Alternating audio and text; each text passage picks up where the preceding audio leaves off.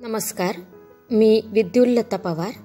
आपण ऐकतोय साने गुरुजी यांनी लिहिलेले श्यामची आई हे पुस्तक. रात्र 28वी. सांब सदाशिव पाऊस दे.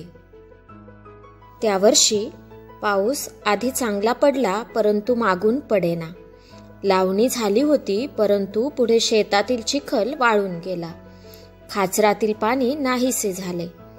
माळावरील गवत सुकून जाऊ लागले. लोकांना काळजी वाटू लागली. शेतकरी आकाशाकडे आशेने बघत होता.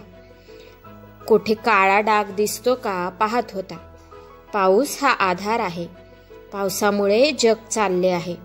पाऊस नाही तर काही नाही. जीवनाला पाणी पाहिजे. पाण्याला शब्दच मुळी जीवन हा आम्ही योजला आहे. मला संस्कृत भाषेचा कधी कधी फार मोठेपणा वाटतो. पृथ्वीला, पाण्याला वगैरे जे शब्द आहेत त्यात केवढे काव्य आहे.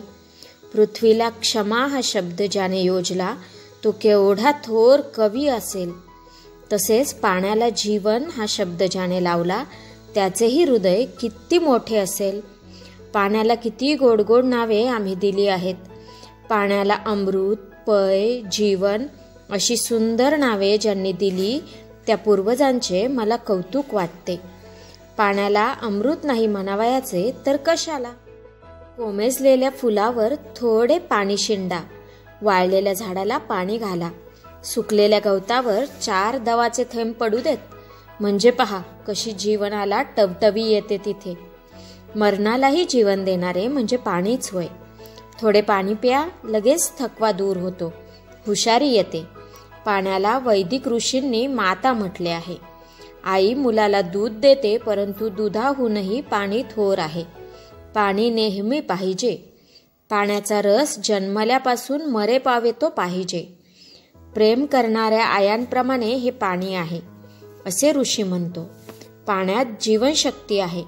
तशी कशात आहे? पाण्याचा महिमा कोण वर्णन करील? पुन्हा निरुपाधी. ज्याला रंग नाही, गंध नाही, आकार नाही.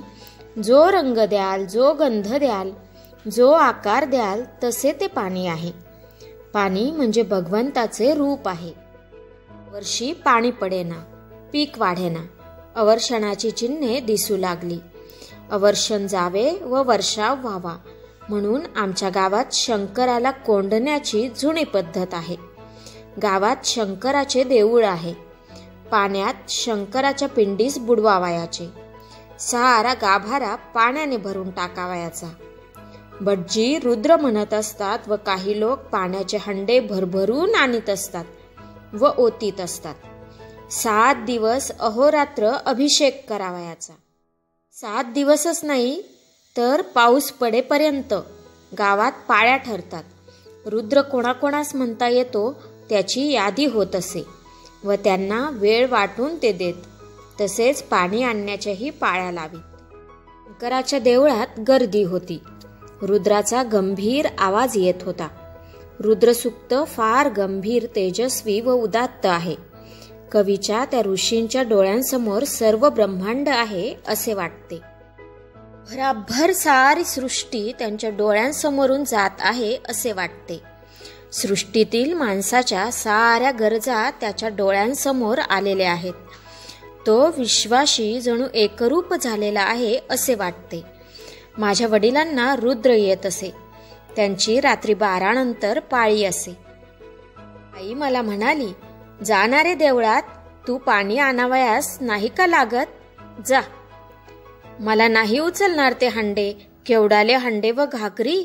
मी म्हटले, अरे आपली लहान कळशी घेऊन जा, नाहीतर तांब्या नेलास तरी चालेल.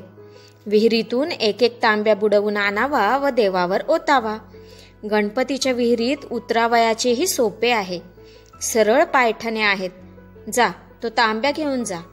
आई म्हणाली, एवढासा तांब्या ग काय घेऊन जायचे?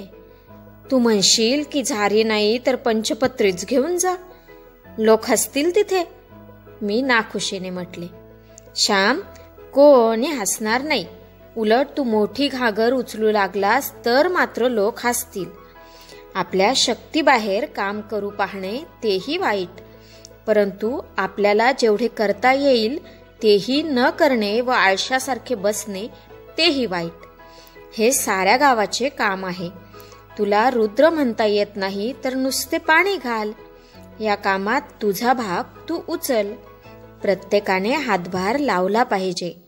कामचुकारपणा वाईट. गोवर्धन पर्वत कृष्णाने उचलला तर सगळ्या गोपाळांनी आपापल्या काठ्या लावल्या होत्या. या साऱ्यांची शक्ती सारखी का होती? तू उगीच वाचतोस मात्र. असले नुसते वाचून काय करायचे? सारी अक्कल शेणात जायची. त्या रामाच्या सेतूच्या वेळेचीही नाही का गोष्ट? मारुती, सुग्रीव, अंगद सारे मोठे मोठे वानर पर्वत आणीत होते, परंतु ती लहानशी खार, तिला वाटले आपणही रामाच्या सेतूस मदत करावी. हा सेतू बांधणे पवित्र आहे. रावणाला दूर करणे हे सगळ्या जगाच्या हितासाठी होते. त्यामुळे साऱ्या जगाने त्या कामात भाग घेणे योग्य होते. ती लहानशी खारकुंडी वाळूत लोळे व वाळूचे कण जे तिच्या अंगाला चिकटत तिच्या केसात अडकत ते सेतूजवळ आणून ती टाकी. जाऊन ती अंग झाडी व ते कण पडत. तिला शक्ती होती त्याप्रमाणे ती काम करीत होती. तुला हंडा उचलत नसेल तर कळशी घे. कळशीने दमलास तर तांब्या आण. त्यानेही दमलास तर फुलपात्र ने. जा श्याम, किती रे सांगायचे. आई मला समजावून सांगत होती. शेवटी मी उठलो. लहानशी कळशी घेऊन देवळात गेलो. कितीतरी मुले पाणी नेत होती. शंकराला कोंडीत होती, पाण्यात बुडवीत होती. देवळात मंत्र चालले होते. पाणी ओतले जात होते. गंभीर देखावा होता. माझ्याहून लहान लहान मुले तांबे भरून पाणी नेत होती. मी त्यांच्यात मिळलो. मला प्रथम लाज वाटत होती. एक भटजी मला म्हणाले, श्याम, आज आलास वाटते.